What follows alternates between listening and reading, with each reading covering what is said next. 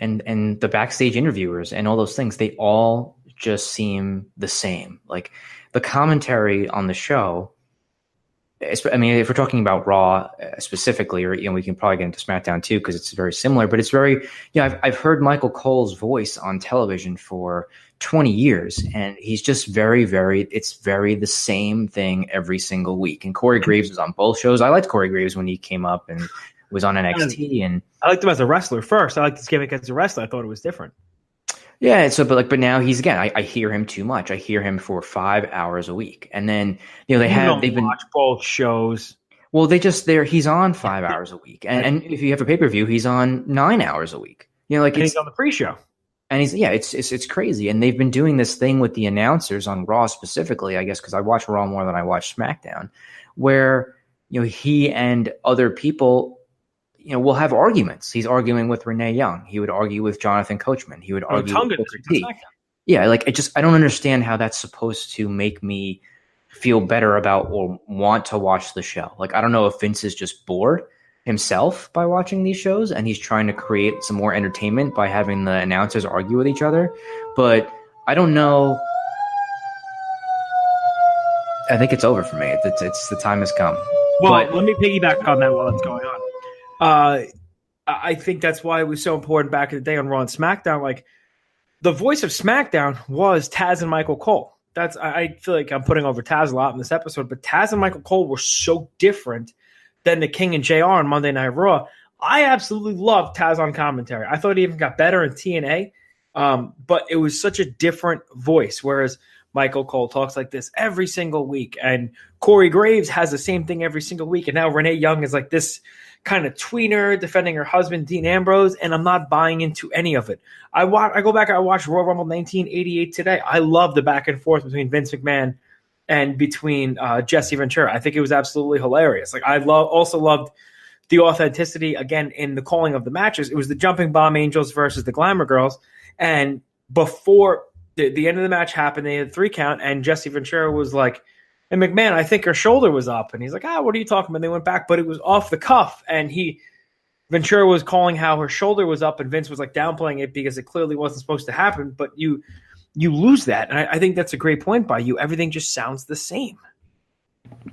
And, building off of that, we talk about, allowing, you mentioned allowing wrestlers to be more like themselves. And we've heard guys like Jim Ross over the years talk about how, when Steve Austin got to be himself, when Mick Foley got to be himself, when Triple H got to be more like himself, Shawn Michaels, people like that in the 90s, they got more over, or, they were more entertaining to the crowd, right? So it seems like one of the things that the current product is looking to do is when they want to, quote unquote, shake things up, they're now bringing up a handful of talent from NXT. So on Raw, and I don't know if it was specific to Raw or with Raw and SmackDown, they decided they're going to bring up several talents. And the talents that they named were Lars Sullivan, EC3, Heavy Machinery, Lacey Evans, and Nikki Cross, right? So they've got these. By the way. They're both shows, right? On SmackDown, they announced, because we were talking about it, not to dive off, but we were talking maybe those are going to be 6 for Raw and SmackDown was going to be separate. They announced the same 6 on SmackDown, the exact same video package. Okay.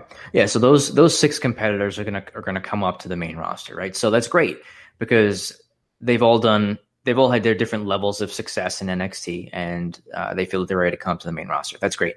Are they going to let them be the same characters that they were in NXT? Are they going to make jokes out of some of these people? In the last set of guys, and I don't remember all of them off the top of my head, but I'm thinking of the last group of folks that were call-ups from NXT, right? Authors of Pain. Probably should have been immediately put as the dominant tag team and won the tag titles right away. Instead, it took months.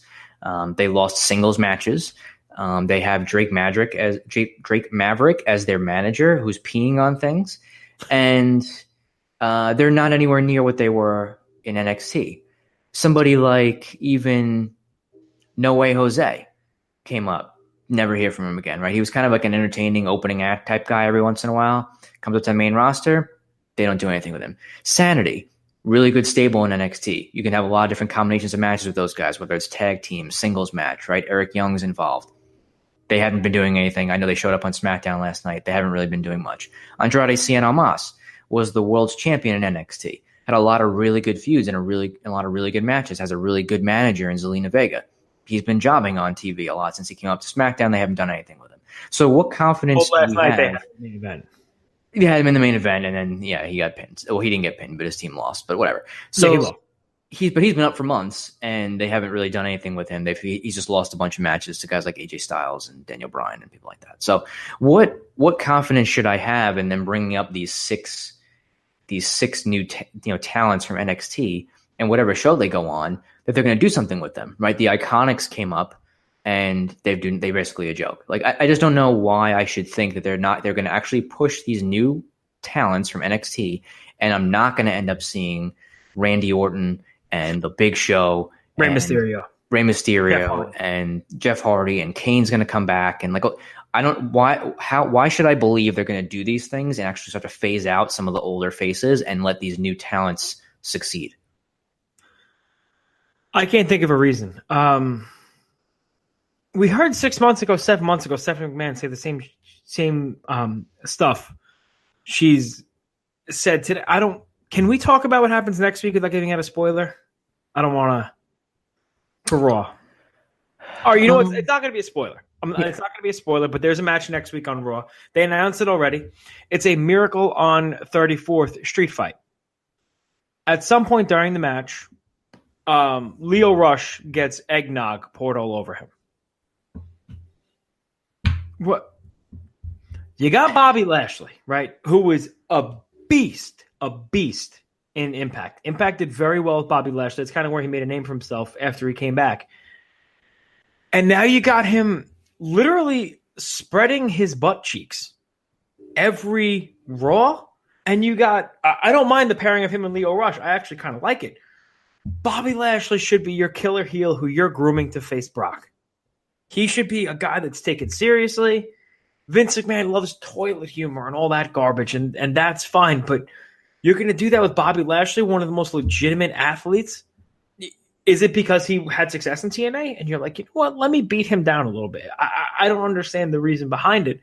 But you can't, in the same breath, tell me you are going to have a change. You understand what the fans want, and then have Bobby Lashley bend over and grab his butt on the same show, and then the week after, his manager gets bathed in eggnog. You already lost me.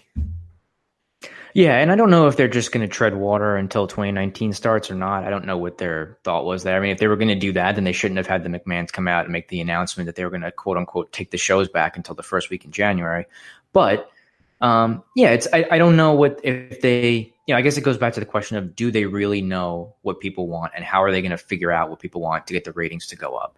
I know that they've done some things, like on SmackDown, they have Mustafa Ali, who has been on 205 Live and doing well there, and now he's been brought up to SmackDown, or brought over to SmackDown, and he's now part of the SmackDown roster, which is fine, I guess, if you want to do that. And he got a big win in a tag match over the WWE champion last night, so maybe they're going to do something with him. But why? Again, until they can show me that they're willing to push new wrestlers and get away from the guys who have been around for a long time and keep things fresh and keep new talents coming in, and get away from some of the making people look like jokes or making people look silly, I don't see that things are going to change. You got to have a more serious product. And I know you're looking at your demographic is now a very wide range of ages, with kids, but there's ways to do it where stuff isn't totally stupid, in a lot of different segments. And like the one you mentioned with the eggnog and, stuff every like that. holiday, there's some ridiculous whatever. Yeah, there's a Thanksgiving match, there's a Halloween match, there's a Christmas match. For the days of the gobbledygooker. Remember when people were the gobbledygooker up until 2000, maybe 3 or 4 was the height of WrestleCrap, right? Like the absolute worst of the worst. There's things once a month this year, like the last 5 years, that have been worse than the gobbledygooker, without a doubt. Another guy that toiled along in obscurity for God knows how long after he debuted was Mike Bennett. Mike Bennett came back. He's in the best shape of his life. Michael Kanellis. And I don't, maybe if it's because Maria was pregnant and they didn't want to, they wanted to hold him. And then you debuted him. He had the power of love, great theme song, great look, yada, yada, yada. Sends him 205 Live. I'm afraid of what's going to happen. I was truly, honestly afraid that they were going to bring up the Undisputed Era on SmackDown. However, if they do come up, SmackDown is the place for them. Because then you look at the SmackDown roster, Cesaro, Sheamus, New Day, Usos, Undisputed Era, AJ Styles, Daniel Bryan, Mustafa Ali. By far the best wrestling roster. But I've seen it all, and I've being a fan as long as I have been, I've seen it all and I've heard it all. And luckily for me, it's not, in 2003, 2004 is when I kind of fell out of professional wrestling. And it's because of the WWE's product, but it's also because it was a different time and there weren't so many alternatives. Luckily, it's easier to consume wrestling now. So there's always going to be something I'm going to want to watch. But until you show me that you care about these guys, until you show me that you give us a reason to care, and you get rid of that 50-50 garbage booking where one guy wins for 2 weeks and he loses for a tag match. Singles, so wrestler A and B, or wrestler C and D. And then you have one guy from each tag team wrestle each other 1 week. One guy from each team wrestle each other the next week. And then the tag teams wrestle a third week, and they have a rematch in the fourth week. That has been prototypical booking for as long as I can remember. And creativity. I watched last week Bobby Roode won the title from Drake Maverick and AOP. Drake Maverick went for a lazy cover. Bobby Roode hooked the arm, hooked the leg, and rolled him over for the 3 count. That was a week ago. On this week on Raw, Alicia Fox and who's the opener? Alicia Fox and Bayley, they did the exact same finish. Literally the exact same finish. It's like there's no communication whatsoever. And you have, what 30 writers, 40 writers every single episode? There needs to be – I'm not asking for Omega Okada every single week. I'm not asking even for Daniel Bryan versus AJ Styles every single week. But I'm asking for good matches that people are going to care about. And with characters people are going to be able to get behind because you've shown to have faith in them. The Revival, they should, the good Gallows and Anderson, they came back on SmackDown this week, and Corey Graves said they haven't been on TV since August. It's December 20th. What were they doing? I don't know, man. Go ahead. Yeah, no, I think, and I guess like just to, so, and I don't want to keep, being too negative about this stuff. So I guess if I'm asking the question, or if I'm going to answer the question of what can they do, or what should they do, right, to either make things a little bit better, or maybe give the fans what they want. And I think it's for me it's two things, and it's outside of some of the stuff that's out of control with how many hours of TV they have each week and all that type of stuff. I know 3 hours of Raw is really difficult. I don't like it, but I don't think that's going to change. So to me, it's two things. It's one, letting the wrestlers be more of themselves, like their own personalities, and having not everybody sound so overproduced or so similar. And the second thing is, yes, bring in new talent, but you have to cycle talent in and out, right? So it's cool that Randy Orton has been on television for 15 years, but it's really not, and he's gone through gimmick changes, so it's not like he's been the same character for those 15 years. But when we were younger, and I know it was a little different too because WCW was around and guys could go back and forth and kind of get a fresh start, or maybe even get a new gimmick. But you can't have the same guy with the same gimmick on television for so long because people are going to get tired of it. People got tired of Hulk Hogan when he was on TV for so long. They started booing him in the early 90s. 5 or 6 years of Hulkamania for them to get tired.